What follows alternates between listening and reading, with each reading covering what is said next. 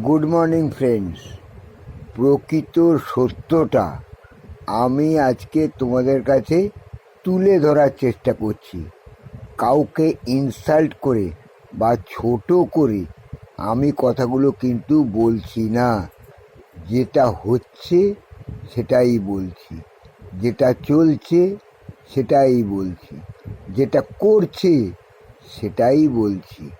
মানসিক দিক থেকে কিন্তু কেউই এইসবের জন্য তারা প্রস্তুত নয়, কিন্তু তবুও করছে, কারণ করতে হচ্ছে। এটাই এখন রীতিতে পরিণত হয়েছে।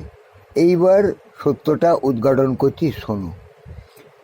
তোমরা সকলেই মূর্তির সামনে, অর্থাৎ ঠাকুরের মূর্তির সামনে বসে কত মন দিয়ে তাকে পুজো করো, তাকে প্রসাদ দাও এবং তার ধ্যান ধারণা করে মনে মনে সন্তুষ্টি প্রকাশ করো এবং মনে সন্তুষ্ট হও।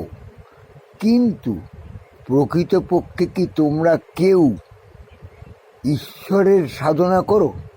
ঈশ্বরকে পুজো করো? ঈশ্বরকে কি জানতে চাও? প্রকৃত শক্তি কি? পাওয়ার কি? ঈশ্বর কি? পরমেশ্বর কি? এটা কি কেউ জানতে চেয়েছো? ঈশ্বর এবং পরমেশ্বরের প্রকৃত ক্ষমতা কি? তারা কোথা থেকে এসছেন? তারা সৃষ্টি হলো কী করে? তাদের কাজ কি? তারা আমাদের প্রতি কী ধরনের ব্যবহার করেন এবং আমাদের প্রতি ওনাদের নিজস্ব শক্তি কতটা প্রদান করেছেন, কিভাবে প্রদান করেছেন, এটা কি তোমরা কেউই খোঁজ করার চেষ্টা করেছো? জানতে চেয়েছো বা বুঝতে চেয়েছো? চাওনি তো?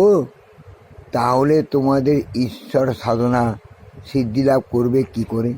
তোমরা কি করে ঈশ্বরকে পাবে? তোমরা কি করে জানবে যে স্বয়ং সর্বশক্তিমান ঈশ্বর এবং পরমেশ্বর কে? তাদের কাজ কি? তাদের প্রধান বৈশিষ্ট্য কি? এগুলো তো তোমরা নিজেরাই জানো না। তাহলে মূর্তি পুজো করে আমাদের লাভ কি? মূর্তির কোনো ক্ষমতা আছে কি? কিন্তু ঈশ্বর বা পরমেশ্বরের প্রকৃত ক্ষমতা আছে। এরা সর্বশক্তিমান। এদের পুজো কিন্তু আমরা কেউই করি না। ভগবান, তুমি এদের ক্ষমা করো, কারণ এরা জানেই না তুমি কে এবং কি আশীর্বাদ এদের প্রতি বর্ষিত করছো। তাই বলি বন্ধু, মনকে পরিষ্কার করো, নিজেকে সংযত রাখো। সব দিক থেকে তোমরা জানবার চেষ্টা করো।